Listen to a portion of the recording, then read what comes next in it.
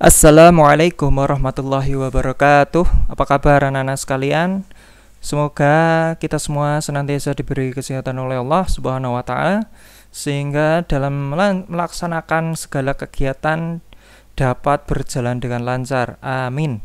Baiklah anak-anak, mengawali pertemuan hari ini marilah kita berdoa kepada Allah supaya kegiatan pembelajaran kita pada pertemuan hari ini dapat berjalan dengan lancar. Mari anak-anak kita berdoa. A'udzu billahi minasyaitonir rajim. Bismillahirrahmanirrahim. Raditu billahi rabba wa bil islami dina wa bi Muhammadin nabiyya wa rasula. Rabbi zidni ilma warzuqni fahma. Amin. Baiklah anak-anak sekalian, pada pertemuan hari ini kita akan mempelajari materi dengan judul berani bertanya. Berani bertanya.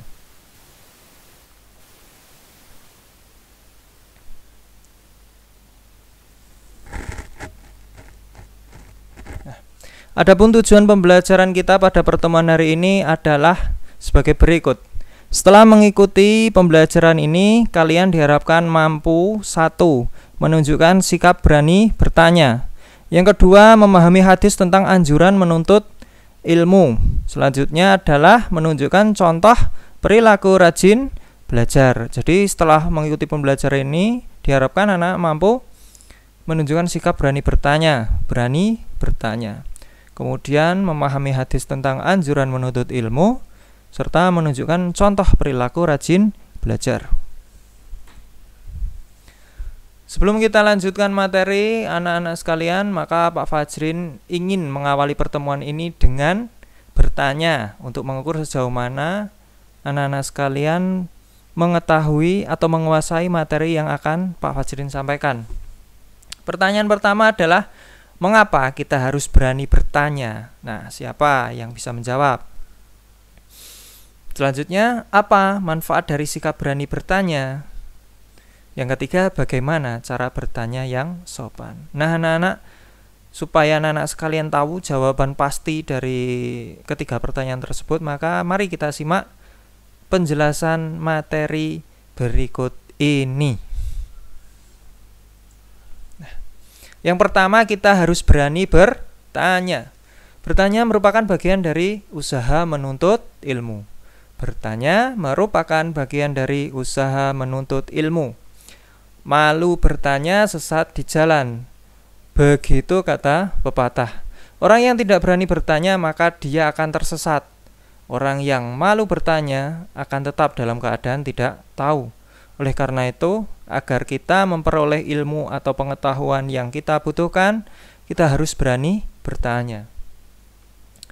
Tinggi rendahnya derajat manusia ditentukan berdasarkan sedikit banyaknya ilmu yang dikuasai manusia. Jika seseorang memiliki banyak ilmu, maka akan dihormati orang lain. Sebaliknya, jika seseorang memiliki sedikit ilmu, maka orang tersebut akan diremehkan oleh orang lain.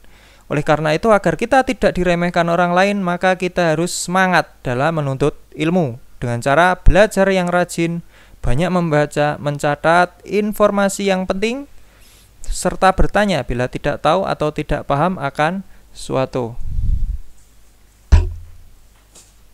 Selanjutnya, kewajiban menuntut ilmu.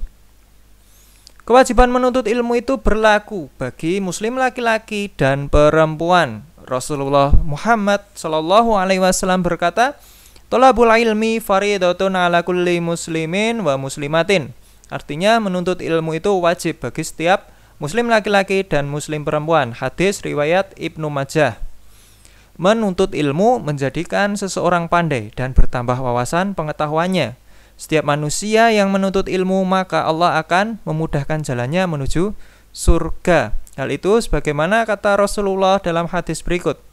Man salaka tariqan yaltamisu fihi ilman sahhalallahu lahu bihi tariqan ilal jannatun. Artinya, siapa saja yang menempuh jalan menuntut ilmu, maka Allah akan memudahkan jalannya menuju surga. Selanjutnya adalah manfaat berani bertanya. Yang pertama apa anak-anak? Memperluas wawasan berpikir. Jadi dengan bertanya maka wawasan kita akan bertambah. Yang kedua, memperkuat dan memperkaya ilmu yang kita miliki. Jadi dengan bertanya maka pengetahuan yang kita miliki akan kuat. Yang semula ragu-ragu menjadi yakin. Dan yang semula pengetahuan kita hanya sedikit bertambah menjadi banyak. Yang ketiga, meningkatkan semangat belajar. Dengan bertanya maka keingin tahuan kita akan menjadi semakin tinggi. Semakin tinggi rasa ingin tahu maka semakin tinggi pula minat belajar. Oleh karena itu bangunlah rasa ingin tahu yang dalam supaya kita termotivasi untuk belajar dengan rajin dan tekun supaya kita dapat informasi yang kita butuhkan. Selanjutnya adalah adab atau tata krama dalam bertanya. Yang pertama adalah meminta izin sebelum bertanya, misalnya dengan isyarat, mengacungkan jari atau mengucap salam. Jadi contoh meminta izin adalah sebagai berikut. Misalnya kita bertemu orang di jalan menanyakan alamat, maka kita mengucapkan salam terlebih dahulu. Assalamualaikum Bapak, nyun ngapunten, mau tanya, Bapak tahu alamat orang ini? Nah, rumahnya di jalan ini. Itulah cara bertanya, meminta izin. Atau mungkin ketika hendak bertanya kepada guru maka mengacungkan jari terlebih dahulu. Bapak mohon izin bertanya. Tadi saya kurang paham pada materi yang ini. Misalnya seperti itu.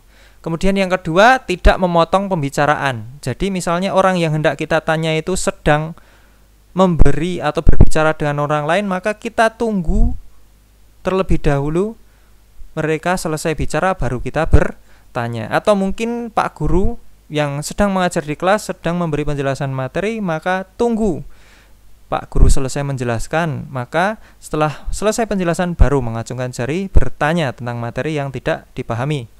Yang ketiga, mendengarkan dan memperhatikan dengan seksama jawaban yang dinyatakan. Jadi setelah anak-anak bertanya maka ya harus dengarkan jawaban yang dipaparkan terkait dengan pertanyaan yang anak-anak ajukan. Misalnya anak-anak bertanya pada Pak Guru. Nah, setelah bertanya ya anak-anak harus mendengarkan penjelasan dari Pak Guru, mendengarkan jawaban dari Pak Guru supaya anak-anak tahu jawaban dari apa yang anak-anak tanyakan.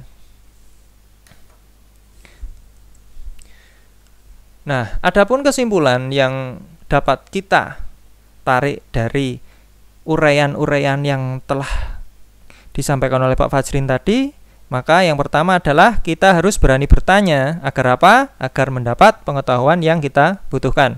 Yang kedua, adapun manfaat bertanya adalah dapat memperkaya wawasan yang kita miliki. Yang ketiga, cara bertanya yang sopan adalah dengan meminta izin terlebih dahulu. Nah, anak-anak, itulah ketiga kesimpulan kita terkait dengan pembelajaran berani bertanya. Semoga dapat menjawab pertanyaan yang diajukan Pak Fajrin tadi, dan semoga anak-anak sekalian memahami apa yang disampaikan Pak Fajrin. Apabila ada penjelasan Pak Fajrin yang kurang bisa diterima, maka Pak Fajrin mohon maaf yang sebesar-besarnya. Selanjutnya, untuk mengakhiri pembelajaran kita pada hari ini, marilah kita membaca doa kafaratul majlis. Bismillahirrahmanirrahim. Subhanaka Allahumma wa bihamdika asyhadu an la ilaha illa anta astaghfiruka wa atubu ilaik. Assalamualaikum warahmatullahi wabarakatuh.